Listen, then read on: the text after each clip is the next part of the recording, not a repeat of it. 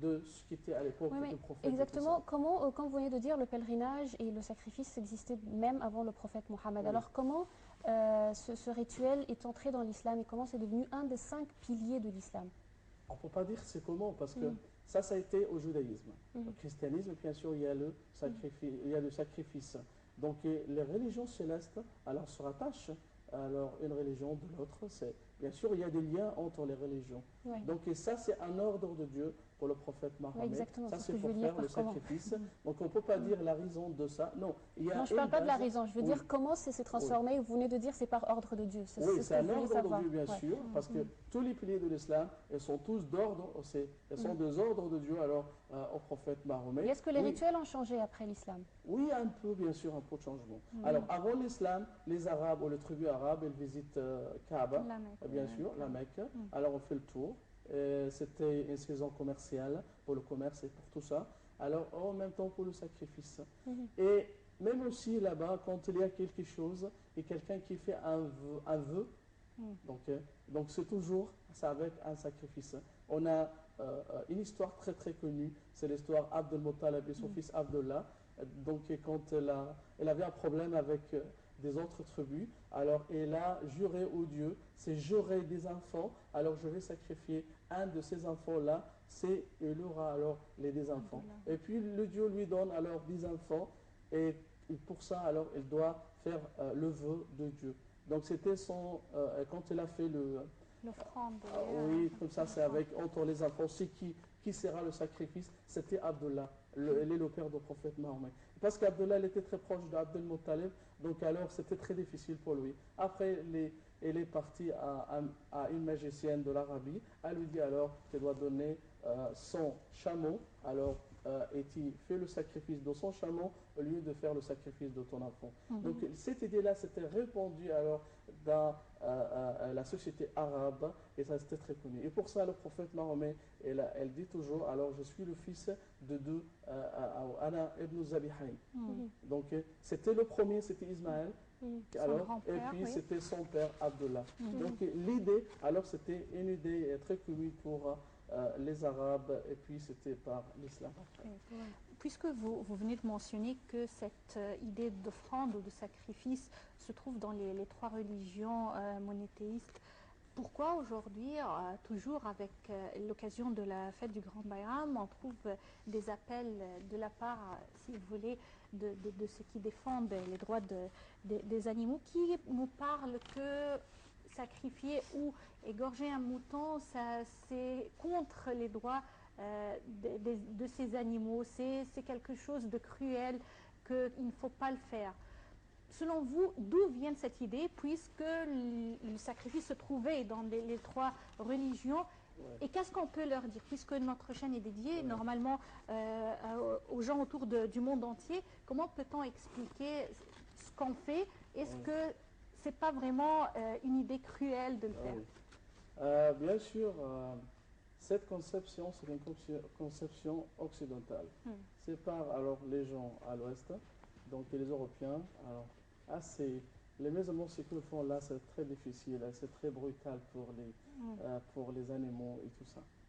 On peut dire que chaque être vivant dans la terre, qui est créé par Dieu, alors elle a une fonction privée. Ok. Par exemple, si on ne mange pas la viande, qu'est-ce qu'on fait dans la vie? C'est quoi? Est-ce qu'on mange juste les légumes, les fruits, tout ça? Est-ce que ça suffit pour la vie de l'homme? Pourtant, Non. ce sont des gens qui mangent la viande de mouton Oui, bien normalement, sûr. mais on parle là de la façon De la façon, oui. c'est comment? Alors, Oui. il y a des ordres de prophètes de faire un égorgement parfait. Parfait. Donc, il ne faut pas alors faire souffrir les animaux. Alors, quand tu utilises alors, un couteau, ça doit être un coton alors très dur. Quand tu fais ça, ok, tu fais alors directement, alors sans, bien sûr, tu D'une seule imagines fois, la c'est-à-dire. façon pour ne pas faire souffrir pour les animaux. Il y a beaucoup d'ordres. Ne pas le faire devant les de autres comment faire, animaux, ne oui, pas à la montrer le meilleure, couteau oui. au mouton qui va être égorgé. Oui, bien Oui. sûr, et par l'autre côté aussi, il ne faut pas le montrer, donc tu commences, et quand elle est à l'autre face, la face de mouton, c'était dans Alors un on côté et puis respecte comme ça. bien sûr Oui, on l'idée respecte, bien sûr. de la vie Oui, de c'est ces bien êtres sûr. vivants. Il y a des ordres, alors de la religion, alors qui nous conseillent toujours de comment faire la meilleure façon de ça. Mais pour eux, ce n'est pas la question de ça, mais pour l'égorgement des animaux. Ça, c'est pas bien.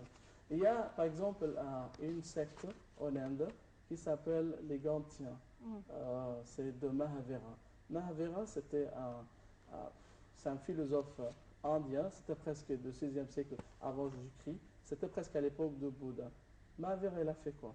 Alors, pour ces les gens alors, qui les suivent, ses successeurs, alors, il ne faut pas manger de la viande des animaux, il ne faut pas égorger les animaux, il ne faut pas tuer n'importe quoi, des mouches, alors des vermines, des habits, tout ça, il faut les garder. Donc, les gens, alors, ils ne mangent pas aucune viande, ils suivent juste alors des choses de fromage ou des légumes et tout ça. Donc ça fait de souffrance pour les gens. Il ne faut pas exagérer de ce côté-là. En même temps, bien sûr, il faut faire de respect aux animaux. Mais de toute façon, alors le sacrifice, alors c'est ça pour aider les pauvres. C'est pas justement pour faire souffrir aux animaux ou tout ça. Donc je pense qu'il faut être modéré pour cette affaire-là. Il y a ceux qui empêchent. Il ne faut pas alors égorger les animaux. Par exemple, les hindous, alors là-bas en Inde, alors ils sacrifient, on divinise les vaches. Les vaches là-bas, alors c'est un dieu, alors passe le dieu et tout ça, touche pas la vache et comme ça. C'est l'exagération pour cette affaire-là. On ne mange pas les vaches pour les autres de Mahavira. En même temps, il y a les Occidentaux, alors, pour eux, non, les animaux, ils souffrent et tout ça. Mais qu'est-ce qui se passe l'affaire là? En même temps, ils sont des ordres de Dieu. Alors, en même temps, de faire le sacrifice pour aider les pauvres, je pense que ça c'est une construction alors très idéale pour nous, pour aider le pauvre et pour ne pas trouver quelqu'un qui souffre, qui n'a pas de moyens pendant ce jour-là. Ouais. Alors, comme on vient de répéter tout au cours de cette édition, cette semaine, on célèbre en Égypte la fête du Grand Bayram de Eid al-Adha, également l'anniversaire du 6 octobre.